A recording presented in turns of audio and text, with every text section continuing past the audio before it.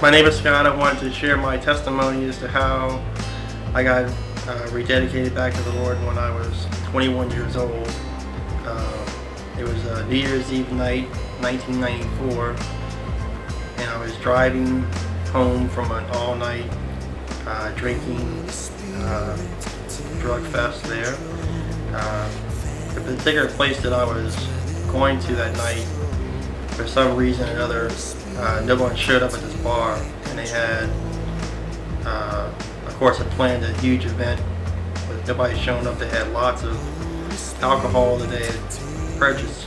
Long story short, I was extremely intoxicated to the point of not even being able to walk, much less drive.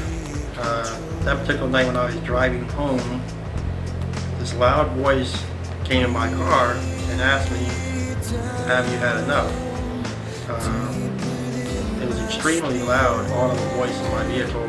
I responded back at the time, yes, and I had enough. It was one of those nights,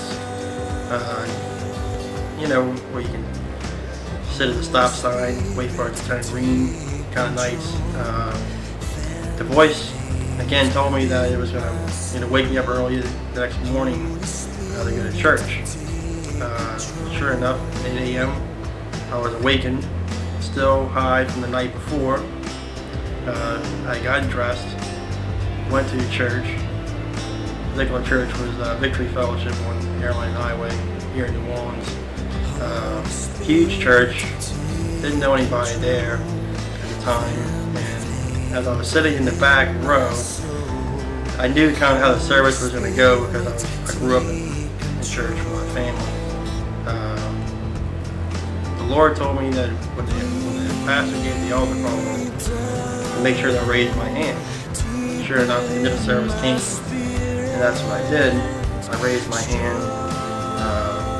The pastor called everybody to the front. Now, you have to keep in mind that I was still high from the night before, still wearing the same clothes, reeking of smoke and alcohol, and God only knows what else.